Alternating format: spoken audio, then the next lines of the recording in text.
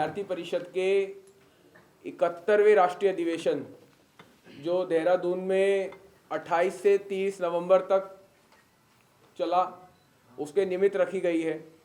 इस अधिवेशन में देश भर से प्रतिनिधियों ने सहभाग किया और साथ ही साथ समसामयिक विषयों को लेके जो वर्तमान में समाज में, राष्ट्र में विषय चल रहे हैं, उसमें विद्यार्थी परिषद आने वाले सालों में क्या करेगी, तो उसको लेके ऐसे रेजोल्यूशंस हम लोगों ने वहाँ पास किए अपने संगठन में। साथ ही साथ हमारी केंद्रीय कार्य समिति की बैठक भी और राष्ट्रीय कार्यकारी परिषद की बैठक भी, CWC बैठक और NEC बैठक भी हमारी नेशनल कॉन्फ्रेंस से पहले राष्ट्रीय देहरादून में रही।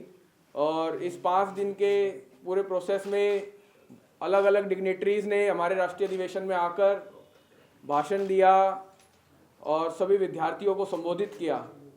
तो आगे की वार्ता हेतु मैं हमारे राष्ट्रीय महामंत्री डॉक्टर वीरेंद्र सिंह सोलंकी जी से आग्रह करता हूँ। नमस्कार सभी को, सभी पत्रकार बंधुओं को हार्दिक स्वागत है आज की प्रेस कॉन्फ्रेंस में। आज की प्रेस कॉन्फ्रेंस हमने इसलिए रखी है क्योंकि आप सबको, जैसे सार्थक जी ने बताया, कि हमारा अखिल भारतीय विद्यार्थी परिषद का 71वां राष्ट्रीय अधिवेशन पिछले 2 दिन पूर्व ही संपन्न हुआ है देहरादून के अंदर। तो उस अधिवेशन के निमित्त हमारी जितनी भी गतिविधियां हुई है, जितने उस अधिवेशन के अंदर हमारे कार्यक्रम हुए हैं, वो सब आपके साथ साझा करने के लिए हम लोगों ने ये प्रेस कॉन्फ्रेंस रखी है। तो जैसे जो हमारा 71वां राष्ट्रीय अधिवेशन इस बार संपन्न हुआ है, वो देहरादून के परेड ग्राउंड में संपन्न हुआ है। वहाँ एक टेम्पररी नगर जो बसाया गया था, बिरसा मुंडा नगर, भगवान बिरसा मुंडा जी की जो 150वीं जन्मशती वर्ष चल रहा है, उनके निमित्त, उनके जन्मशती दिवस के निमित्त, ईयर के निमित्त हमने वहाँ बिरसा मुंडा नगर उसका नाम दिया। और वहाँ जो सभागार हमने रखा था उसका नाम जनरल बिपिन रावत जी के नाम पे रखा हुआ है। ऐसे कुल मिला के पूरे उत्तराखंड का जो कल्चर है, जिसमें चारों धाम की बात आ गई, वहाँ के ट्रेडिशनल ड्रेसेस की बात आ गई, वहाँ का एक तरीके से जो वहाँ की संस्कृति है, वो उस नगर के अंदर हमारे देश भर से आने वाले कार्यकर्ताओं को उसका दर्शन हो सके, उसके लिए हमने उस प्रकार से वहाँ पूरा वातावरण ऐसा रखा था। आपको फ़ोटोज़, वीडियोज़, क्लिप्स वहाँ की मिलेगी। और हमने जो प्रदर्शनी रखी वहाँ, अखिल भारतीय विद्यार्थी परिषद की जो प्रदर्शनी थी, जिसके अंदर रानी अब्बक्का जी का हमने प्रतिमा को स्थापित किया, जो कर्नाटका से आई थी, और उस प्रदर्शनी का नाम भी रानी अब्बक्का जी के नाम पे रखा है। रानी अब्बक्का जी के बारे में मैं थोड़ा बताना चाहूँगा कि वो हमारे आज से 500 वर्ष पूर्व कर्नाटका में, उन्होंने एक गांव में रहने वाली महिला थी और उन्होंने पोर्टुगीज से लड़ते हुए अपने आप को बलिदान किया था। तो ऐसे देश के जो संघर्ष करने वाले लोग, स्वतंत्रता सेनानी हैं, ऐसे स्व के लिए, स्वतंत्रता के लिए, संस्कृति के लिए संघर्ष करने वाले जो महान योद्धा है, महापुरुष है, उनको हम विद्यार्थियों तक उनके जीवन के कार्य को पहुंचाने का काम हम ऐसे अधिवेशन के माध्यम से भी करते हैं। तो ऐसे जो हमारी प्रदर्शनी थी, वो उसके रानी अब्बक्का जी के ऊपर नाम था। और कुल मिला के अगर हम पूरा अधिवेशन देखें, तो अधिवेशन में उद्घाटनकर्ता के रूप में, जो उद्घाटन सत्र, इनॉग्रेशन सेशन में हमारे जो मुख्य अतिथि रहे, वो इसरो के पूर्व साइंटिस्ट जो हैं, जो पूर्व अध्यक्ष S सोमनाथ जी, वो हमारे उद्घाटनकर्ता के तौर पे रहे। और अधिवेशन में उन्होंने अधिवेशन का उद्घाटन किया और उन्होंने स्टूडेंट्स को बात करते हुए, संबोधित करते हुए बड़ी अच्छी कुछ बातें बोली।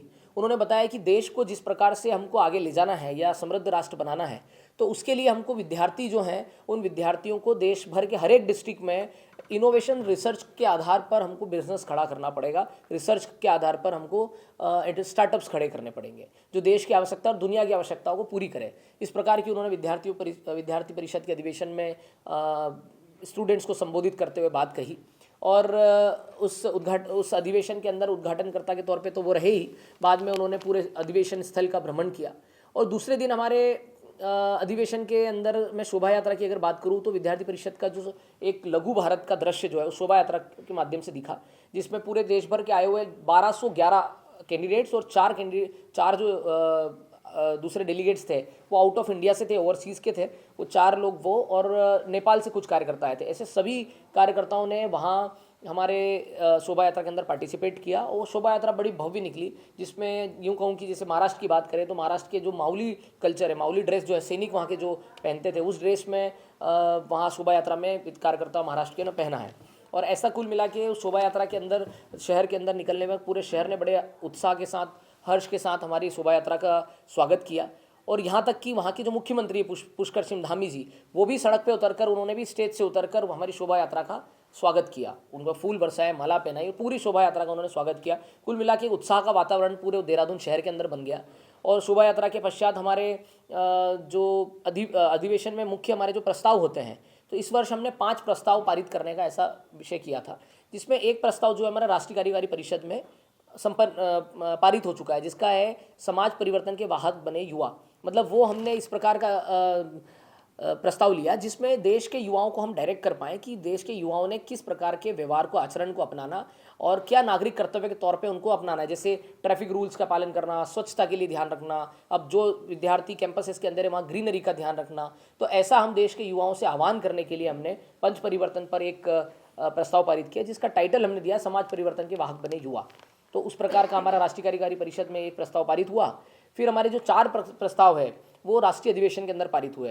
तो राष्ट्रीय अधिवेशन में जो शिक्षा का मुख्य प्रस्ताव लेकर आए, जो शिक्षा का हमारा मुख्य प्रस्ताव है, वो प्रस्ताव को इस बार हमने बड़े बहुत गहराई से कुछ विषय निकल कर आए। वैसे हमारी प्रस्ताव समिति गठित होती है, वो प्रस्ताव समिति ने पिछले 1 माह के पूर्व भी मीटिंग की और मीटिंग करके देश समाज के जो साल भर के कुछ मुद्दे आए हैं, कुछ घटनाएं हुई हैं, उनका जिक्र करते हुए, उन सब विषयों को चिंतन मंथन करते हुए, शॉर्टलिस्ट करते हुए कुछ ऐसी बातें शिक्षा क्षेत्र में निकल कर आई जिस पर हमको बोलना बहुत अति आवश्यक महसूस हुआ।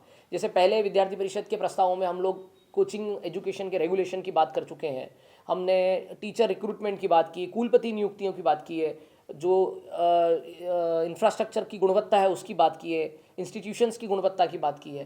परंतु आज तक हमने कभी वित्तीय विषयों पर बात नहीं किया, वित्तीय आवंटन का जो सिस्टम है भारत का।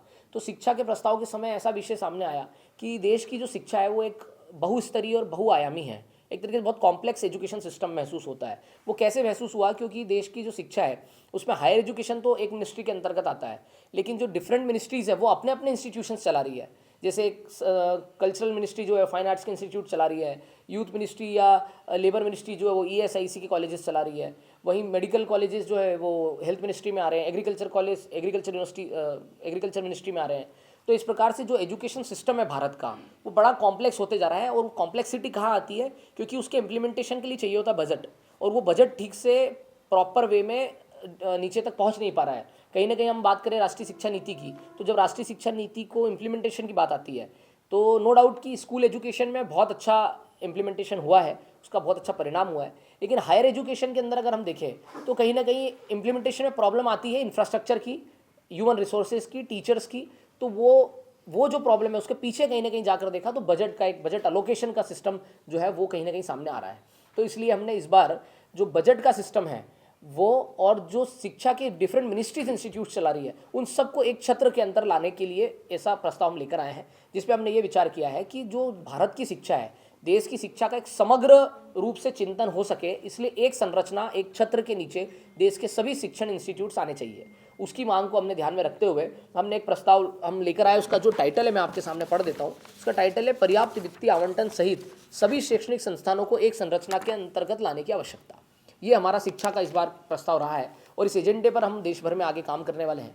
दूसरा जो हमारा मुख्य प्रस्ताव आया है, चूँकि भारत के अंदर हम अगर बात करें तो हमारा जो विद्यार्थी परिषद का कार्य है कैंपसेस के अंदर तो है ही, लेकिन कैंपसेस के अलावा जो नेशनल इश्यूज़ जो हैं या राष्ट्र के सुरक्षा से रिलेटेड कोई इश्यूज़ है, लोकतंत्र को बचाने से रिलेटेड कोई इश्यूज़ है, उन पर भी हम लोग अपना मंतव्य रखते हैं। तो इस बार हमने वैसे प्रस्ताव जो एक लेकर आए हैं वो बांग्लादेशी घुसपैठ पर भी हमारा एक प्रस्ताव है। लेकिन अगर देखा जाए, आप सब जानते हैं, पूर्व में भी विद्यार्थी परिषद 1983, 2001, 2005 एंड 2015, 2012 ऑल्सो, इन सब ईयर्स में हमने बांग्लादेश घुसपैठ के ऊपर हमने प्रस्ताव पारित किए हैं। और इस वर्ष भी हम बांग्लादेश घुसपैठ पर प्रस्ताव लाए क्योंकि अभी भी ज़रूरत महसूस हो रही है, क्योंकि देश के अंदर अभी भी सीमावर्ती जो राज्य है वहाँ पर माइग्रेंट्स आ रहे हैं और उनके आने के कारण से वहाँ पॉलिटिकल अनस्टेबिलिटी हो रही है। लव जिहाद के केसेस बहुत ज़्यादा बढ़ गए, महिलाओं के साथ उत्पीड़न के केसेस बहुत बढ़ गए और उनको संरक्षण देने वाले लोग भी वहाँ मौजूद हो रहे हैं।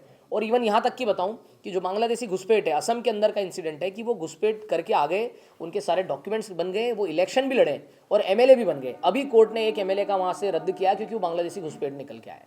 तो इस प्रकार का कार्य सीमावर्ती राज्यों में हो रहा है। कहीं ना कहीं हमारे देश के अंदर एक तरीके से कहें कि जनसांख्यिकी जो है उसको असंतुलन करने का काम किया जा रहा है।